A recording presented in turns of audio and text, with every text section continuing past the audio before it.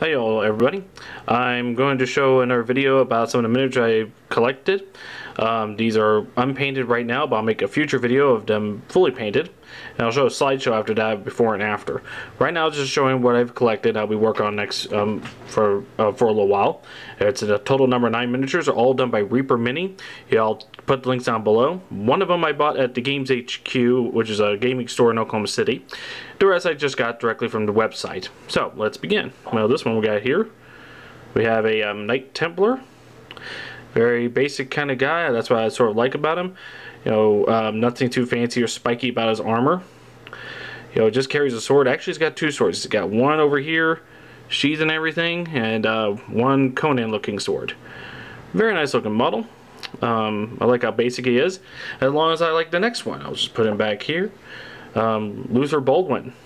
Again, he's a sort of a Knight Templar guy. You know, he has a helmet hanging on the back here. He's got the Iron Cross on his shield. He's got that nice looking pose. He's got sword, you know, upright, but he's got 2 fingers pointing at who he wants to fight next. His face, you know, covered in a chainmail coif. But the way how, you know, if you can paint this up right, you can make him look like the knight in Indiana Jones and Last Crusade, the one protecting the Grail. So there you go. Of course, Reaper does have an Indiana Jones type figure as well. So yeah, just to let you know in case you want miniatures like that. Going on a more fantasy look. Let's see, what do we have here? Oh, here we go. This is a serpent. Let's see, from Pathfinder. Just a second here. I'm going to check the website what his full name is. This is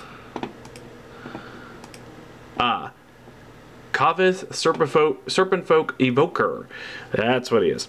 Yeah, again, for the Pathfinder series, so you want a Snake Man type creature. Could be used as an evil wizard. He's got a scroll in one hand, got a dagger in the other. You have to glue this hand on, just FYI. Other than that, pretty straightforward miniature. Pretty nice. Next one, again from Pathfinder, Grey Maiden.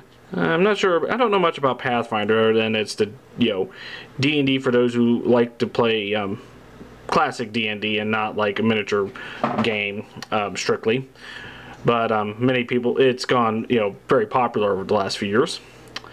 But I just love the look of this miniature. You can see derived from sort of a Greek influence in the helmet and just a shield. That would be very interesting to paint. Very nice pose, nice and regal. Alright, so there we go. I like werewolves, always have, and trying to find a very cool one. The ones I like from Werewolf the Apocalypse, particularly Ron Spencer's artwork, is very hard to find. But there are some out there that Reaper does have. This is a male, what they call male werewolf. There's also a female one, more slender, but, you know, just as imposing. But just a nice, fearsome creature here. Man, I'm glad I found this one, you know, because good werewolves are hard to find. Now, next one are dragons. Very small ones, unlike the ones in a previous video of Here There Be Dragons. This one is a black dragon hatchling. It's a nice little, I guess you say, playful, maybe fierce, you know, pose here. And one of the things I have in mind is after I'm going to spray paint this white with a white primer, and then just there's a certain ink, a certain wash that I think will really give the scales. I think it'll look good on this one due to the fact that I tried it on the base of my Sea Titan. And I think it'll work well here in the little highlight. So that should be, I plan to be a quick job. Oops. Alright. The next one here is a Hatchling Fire Dragon. And again, I'll paint this one probably an orangey red. Yeah, it's just nice standard pose. It almost serves as a chest piece here and there. So yeah, very nicely done. Now the next one are bigger. One is a Vordakai Cyclops Lich. Cyclops, of course, he has one eye. He's a Lich because it makes him an undead wizard. So obviously invoking a very powerful presence here. Look at it close up here. There you go. It's just a nice looking monstrous undead sort of thing.